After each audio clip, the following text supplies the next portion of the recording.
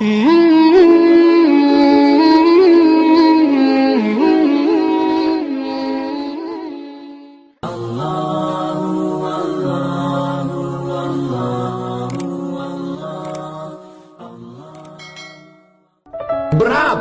atasanmu sanggup memberi gaji sehingga begitu enteng kau tinggalkan solatmu? Apa yang dijanjikan istrimu sehingga begitu enteng kau berikan yang haram? Hanya rayuan sesaat, padahal dia pun akan meninggalkanmu sebelum masa tua tiba. Apa yang dijanjikan anak-anakmu? Ayah, kami akan menjagamu di hari tuamu nanti. Maka berikan kami yang kami inginkan. Belikan kami rumah yang besar, belikan kami kendaraan yang mewah. Nanti setelah hari tua kami akan menjagamu, kata mereka.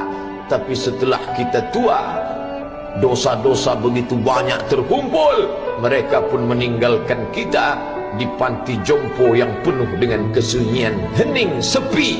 Suara cucu tak terdengar menangis, karena mereka pun malu mengakui kita sebagai orang tua. Suapkanlah yang haram ke mulut mereka, berikanlah yang batil ke dalam perut mereka. Itu hanya akan menjadi azab di dunia sebelum hari kiamat tiba. Ish masyikta, hiduplah sesuka hatimu. Ish masyikta, apa yang mau kau makan, makanlah. Apa yang akan kau bekerjakan, kerjakanlah. Fa innaka mayyit, tapi ingat, kau akan menjadi mayat, kau akan mati.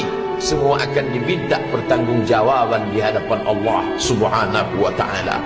Hari ini orang boleh tertawa, hari ini orang boleh merasa dunia dia yang punya, tapi sampai masanya yang hijau akan berubah menguning, yang kuning akan mati, yang mati akan menjadi debu, yang debu ditiup angin hampa tak bermakna. Lalu apa yang akan dibawa menghadap Allah Subhanahu wa ta'ala? Amal saleh.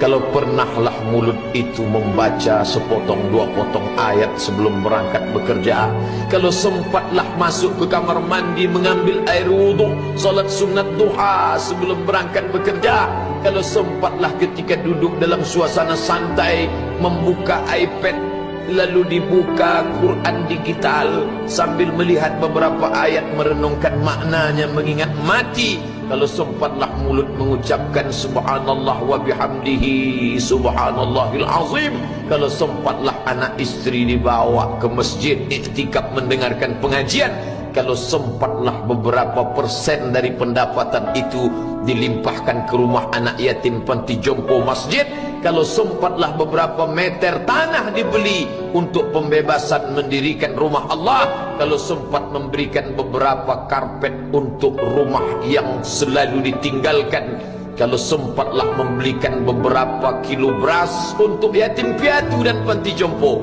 itulah yang akan menolong di hadapan Allah. Adapun rumah besar dengan beberapa semen, dengan beberapa busi yang banyak, semua akan menjadi tinggal kenangan. Mereka akan menjual, membagi-baginya. Tanah yang dulu harganya semeter 100.000 sekarang sudah menjadi 5 juta. Mereka akan bagi-bagi itu semua kepada ahli waris. Lalu kita hanya membawa 3 helai kain tipis yang tidak berjahit, dan itu semua menjadi milik orang. Kalau dulu mereka kita didik dengan pendidikan yang baik, di tengah malam mereka bangun menetes air matanya, lalu dia berdoa, Rabbighfirli wa liwalidayya warhamhuma kama rabbayani shaghira, seperti tetesan embun di tengah gurun Sahara yang panas. Kalau sempatlah mereka berdoa, Allahumma ighfir lahu warhamhu wa'afihi wa'fu anhu, maka mengalirlah air yang sejuk ke tenggorokan yang kering.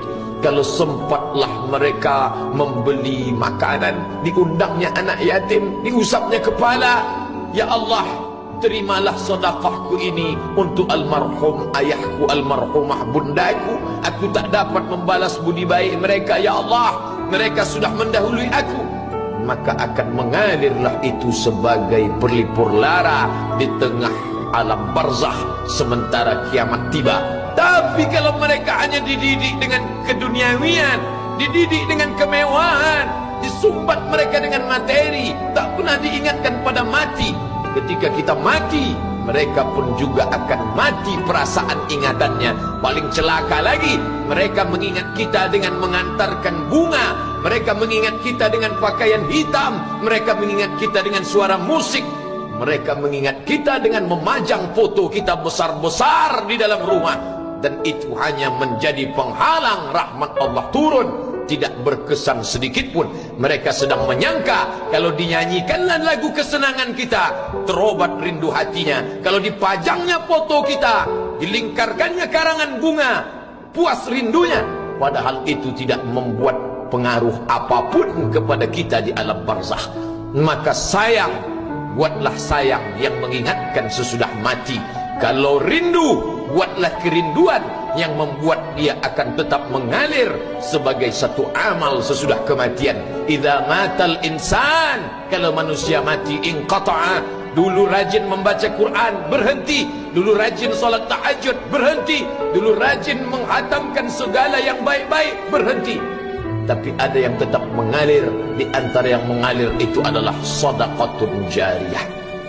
Sempat membelikan beberapa bungkus nasi, nampak orang tua di panti jompo menyuap nasi itu, menggeletar tangan mereka karena usia lanjut, menetes air mata. Kita bukan sedang melihat orang tua, kita bukan sedang melihat orang lain. Saat itu kita sedang melihat potret diri kita 30 tahun yang akan datang. Di mana aku 30 tahun akan datang? Surga, kenikmatan yang luar biasa, tapi dia tidak akan dimasuki oleh orang yang biasa-biasa. Solat biasa, baca Quran biasa, zikir biasa, untuk mendapatkan yang luar biasa. Maka itu bukan perimbangan ibadah yang viral.